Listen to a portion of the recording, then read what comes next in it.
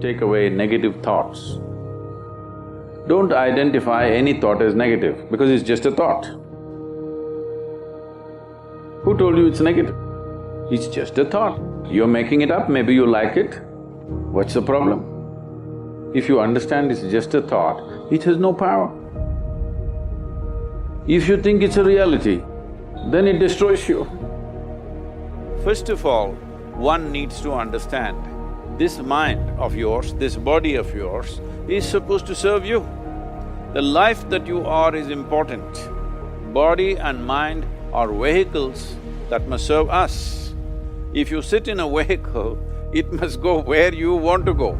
If it goes to its own destination, what is the point of such a vehicle? It's just a nuisance. Right now, most human beings are unfortunately experiencing this fantastic possibility of human mind.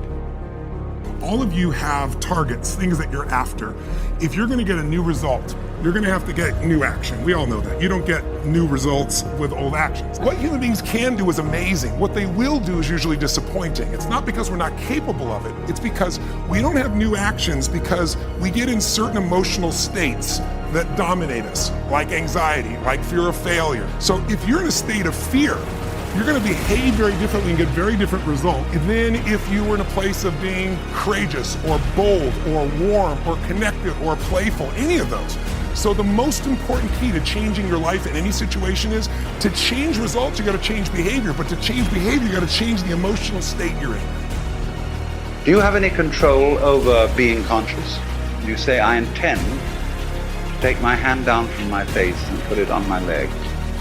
I can do that, but I don't know how the hell it's done.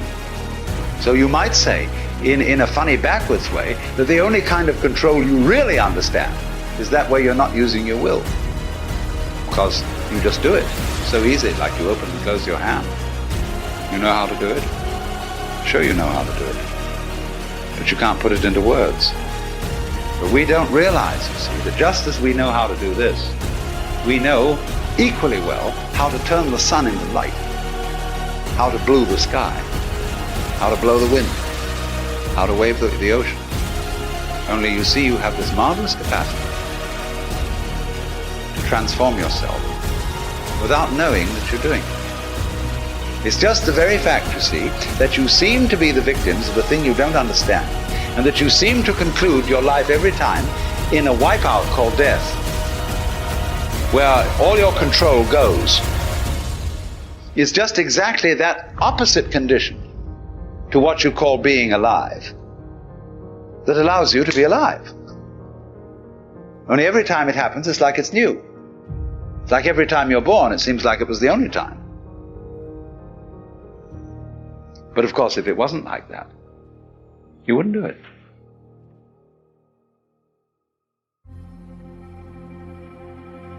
And maybe allied with the desire to find other things or people to blame. But the other possible option is that you have something to say or do, right? Because you're in a situation where you're violating your own internal ethical standards and you're being required, pressured, let's say, to say things you don't believe or to do things that you believe to be wrong. And you need to determine, you need to start to strategize and plan how you can rectify that so that you can say what you mean. Like if you're negotiating with a marital partner, for example, and there are issues in your marriage that aren't making you happy, well, the first thing is you have to take note of that, right? To see that you're actually unhappy. The second is that you have to be willing to engage in a certain amount of conflict, because in order to sort out what's disturbing you, you're going to have to lay your concerns out on the table and say, well, look, this is bothering me. You don't have to say, well, I'm right and you're wrong and you have to fix this. You have to say, well, I've noticed that this pattern of interaction or lack of interaction, say, in our relationship is making me resentful and angry. And the danger of that, of course, is you're going to take it out on yourself and your partner. The danger is passive aggressiveness. You know, you're not going to respond to your partner positively when they do something good if you're resentful about them. And you're not going to respond to yourself properly. And so you have to lay it out on the table, but sort of in a spirit of ignorant humility. It's like, look, I'm frustrated. I'm feeling this way about our relationship. here's what I think might be going wrong, maybe on my part and maybe on your part, and here's what I envision as a possible solution. That's also really necessary if you're going to say what you have to say, which is to manifest yourself properly in the world. Is you can't just complain about what's wrong. You have to think, well, what would my minimal preconditions for satisfaction be? You have to offer that to the person that you're negotiating with. And so then you learn to abide by the truth to the degree that you can do that. And no one does it perfectly, but it's very useful because you're not storing up a whole sequence of memories about how you were unfairly treated and abused and betrayed.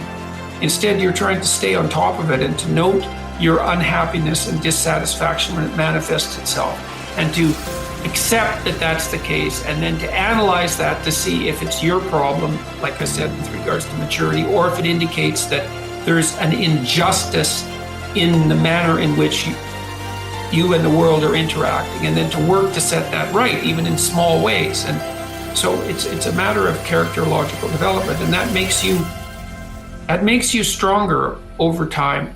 And partly what you need, in order to do that is you have to really understand, and we do this is why we built, in the future authoring program, we built this section where you have to outline your most dismal future, right? What your future would be like if you let all your bad habits and characterological weaknesses have the upper hand.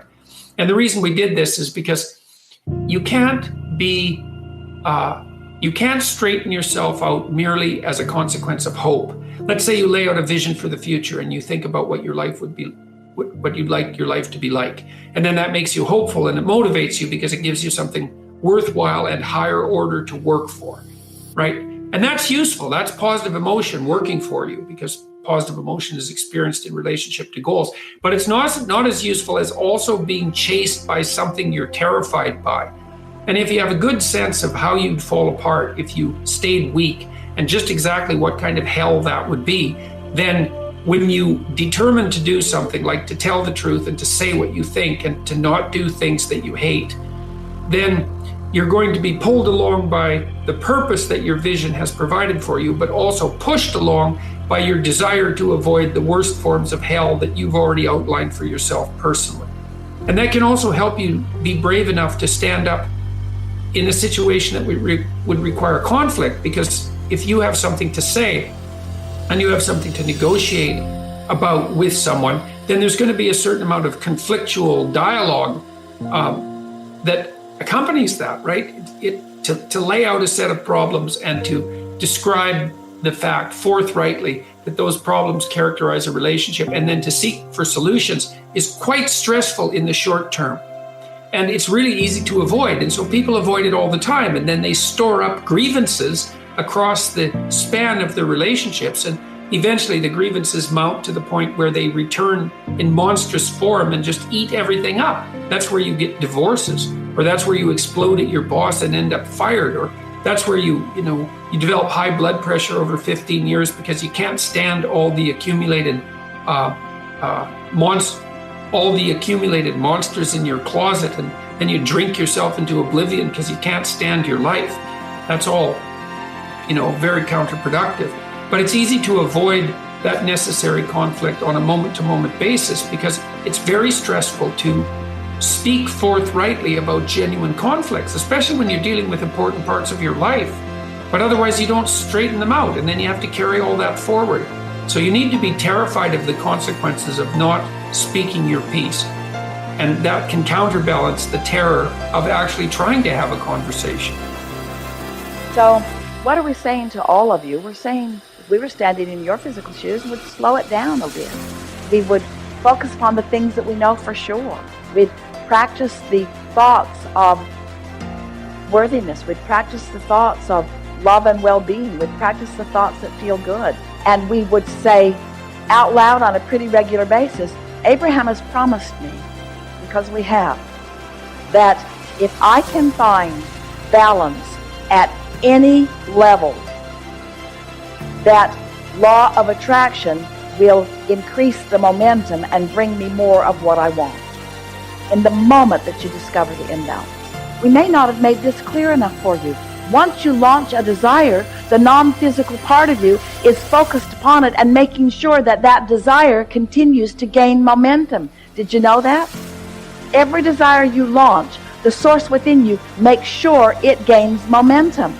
So if you don't keep up with the momentum that is naturally gaining, or even more, if you oppose it with some bogus belief that contradicts it, then you've got contradiction within you that just does not feel good.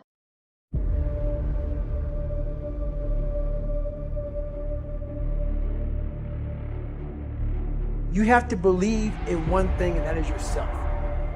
And I'm not saying don't believe in God or what you believe in, but right now, for you to find greatness in yourself, you're not going to find it by looking in a book or by even hearing me. I may give you the spark, but you've got to go inside yourself to find it. And that means you got to be quiet. Shut the f up, go in a room, stop talking, search your soul, search your mind, search your abilities, and you'll find it.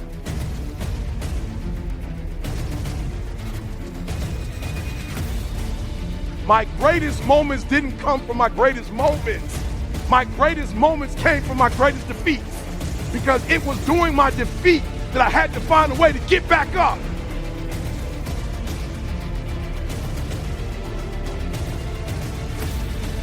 Push through pain enough, and there's glory on the other side. You gotta get through it. There's two sides of pain that I don't think a lot of people really understand. There's one side of pain that's the suffering and the discomfort side of pain. But then there's another side of pain. It's called effort.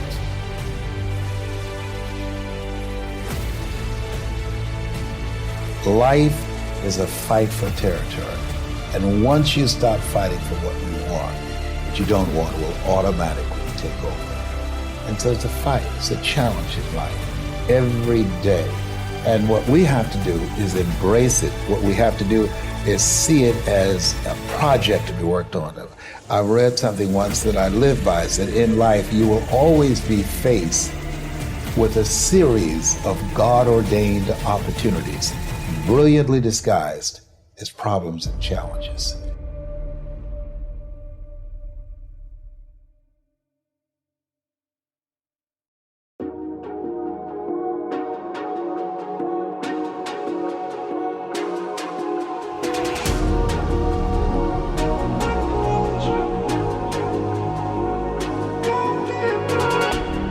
I feel raindrops on my hand.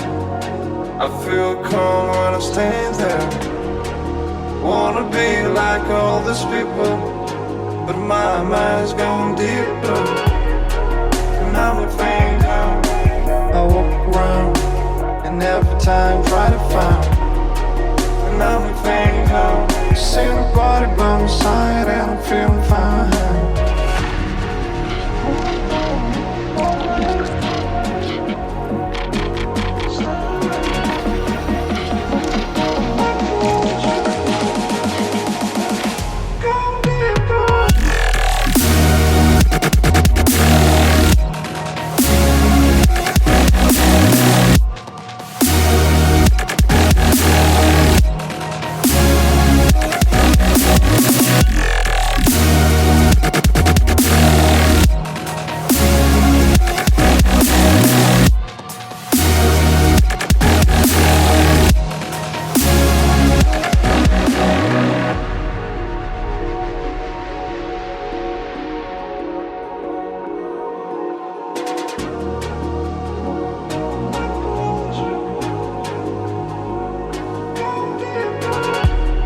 I feel raindrops on my hand. I feel calm when I stand there. Wanna be like all these people, but my mind's gone deeper. And I'm a faint out. I walk around and every time try to find. And I'm a faint out. See nobody by my side and I'm feeling fine.